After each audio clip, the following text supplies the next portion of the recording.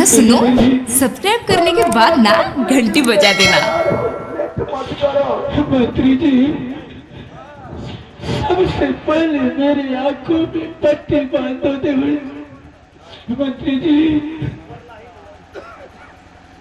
माँ दुर्गा दुनिया संसार में सब तुम्हें कराया आकर सागर का बलिदान, लेकिन यही रुदल है जो जोड़ा पर मनुष्य का बलिदान कराया माता, ताकि रहना है भैया, ताकि रहना माँ दुर्गा।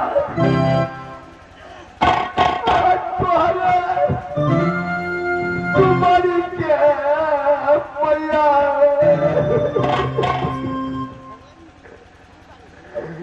आप मर भाई क्या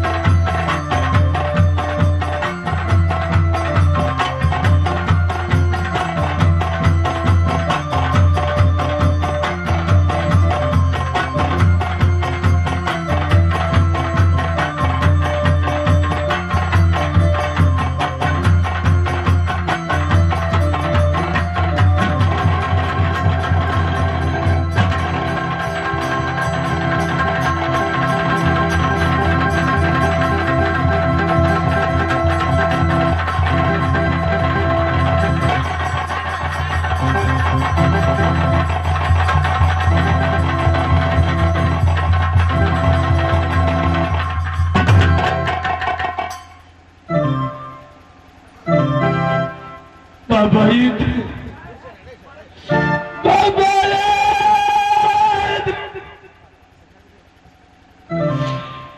जो मैंने आपको साथ में वादा किया था बाबाईद, वो मैंने रखी हुई बाबाईद। आओ बाबाईद, आओ।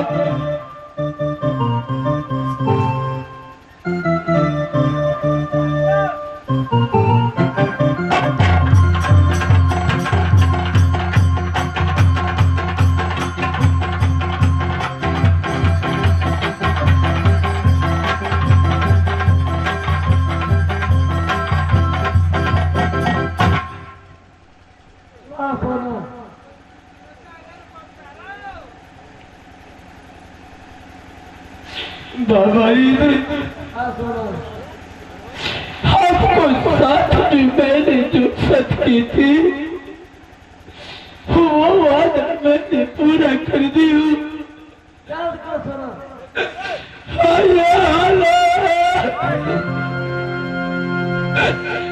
नहीं दारुल्ला बाबा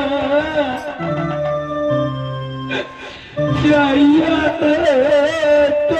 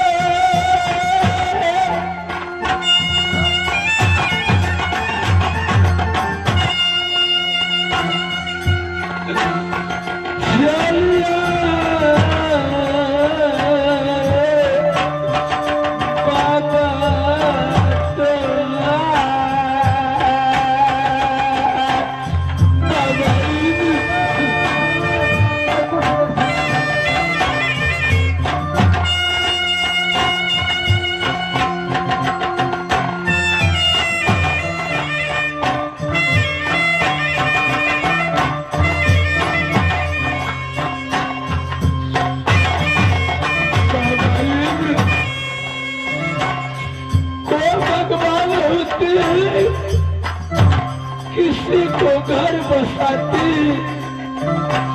लेकिन आप जैसा भगवान किसी के पर को उजाड़ती तो बाबा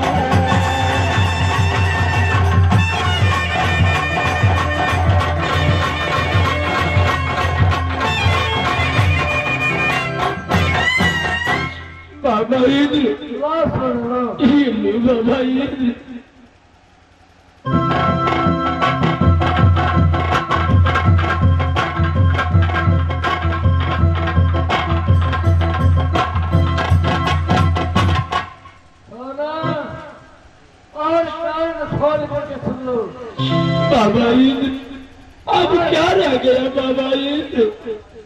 सर को लेके जा रहा हूँ सर। धान जो बचा है उस धान को काशी में ले जाके जाना। देवर जी को घर को भी काशी घाट में जाके जलाऊंगी। ठीक है बाबा, लेकिन अगर मित्री सोना जान जाएंगे